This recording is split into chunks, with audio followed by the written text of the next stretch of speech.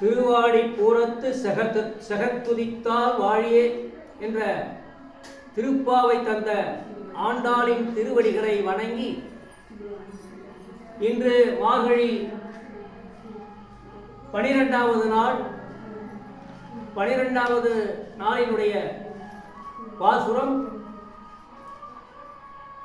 கனைத்திலம் கற்றெருமை கன்று கிறங்கி நினைத்து முளைவழியே பால் சோர என்ற அற்புதமான பாசுரம். இந்த பாசுரம் இன்று 7வது தோழியை அழைப்பது போல அமைந்திருக்கின்ற பாசுரம். அந்த 7வது தோழி யார் என்றால் நற்செல்வன் என்கின்ற ஆயர் குலத்தில் வந்துதித்த கோமகனுடைய தங்கை ஆவாள். அந்த தங்கையை எழுப்புவது போல அமைந்திருப்பதுதான் இந்த பாசுரத்தின் சாராம்சம்.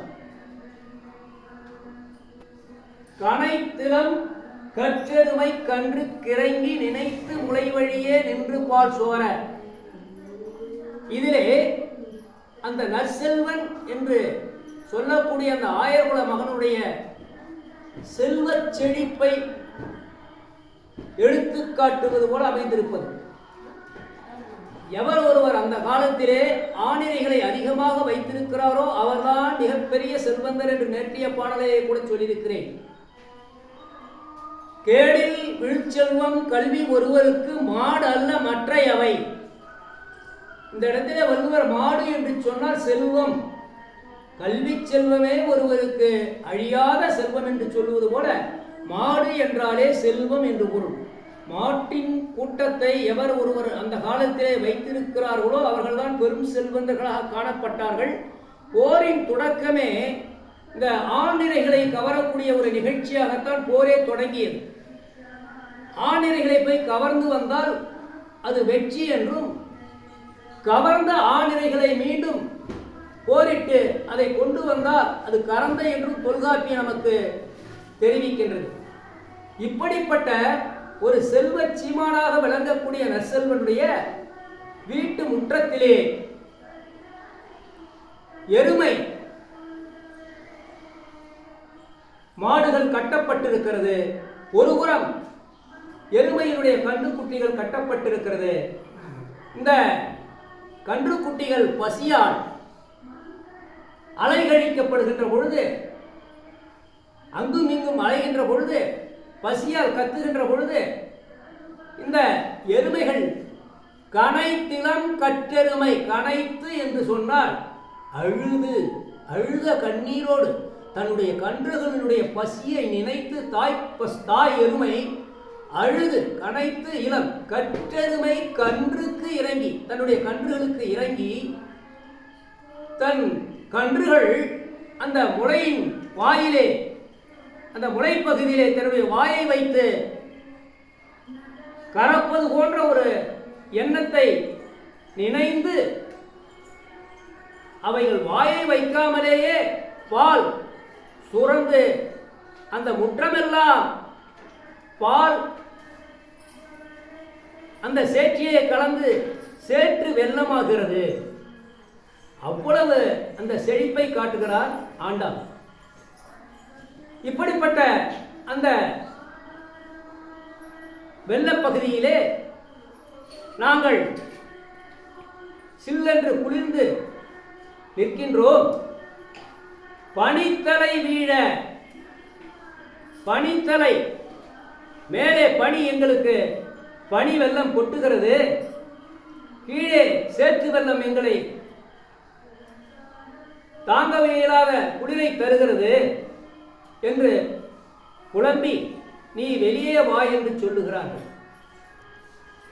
இதிலே நாம் ஒன்று சிந்தித்து பார்க்கின்ற பொழுது, நற்செல்வன் என்று பெயரை வைத்திருக்கின்ற அந்த ஆயன் இந்த எருமைகளை கூட, எருமை கன்றுகளுக்கு கூட பால் கொடுக்காமல் சென்று விட்டானே என்று நினைக்க தோன்றும். ஆனால் இவன் பசுவினுடைய பாலை கறந்து கண்ணனுடைய கைங்கரியத்திற்காக அந்த பசுவினுடைய பாலை எடுத்து சென்று விடுகிறார். இந்த எருமையினுடைய பாலை வந்து கறந்து கொள்ளலாம் என்று நினைந்து முதலிலே இறைப்பணிக்கு போய்விடுகிறான். இது ஒரு உள்ளுரையாக, அதாவது பசுவினுடைய பாலை இறைவனுக்கு தொண்டு செய்வது இறை தொண்டு. இந்த எருமையினுடைய பாலை பின்னால் கலந்து கொள்ளலாம் என்று விட்டுவிட்டு தன்னுடைய கடமையை மறக்காமல் தான் சென்றிருக்கிறான் இந்த நற்செல்வன். அதாவது இது லௌகீக வாழ்க்கை. எருமை பசு இறை தொண்டுக்கு எதுவும் பயனாகாது. காபி போன்றவைகளை போட்டு சாப்பிடுவதற்கு பயன்படும். அதை போலத்தான் இந்த நற்செல்வனுடைய இந்த செயல்பாட்டை பக்தி மார்க்கத்திலே அவன் சென்றிருக்கிறான்.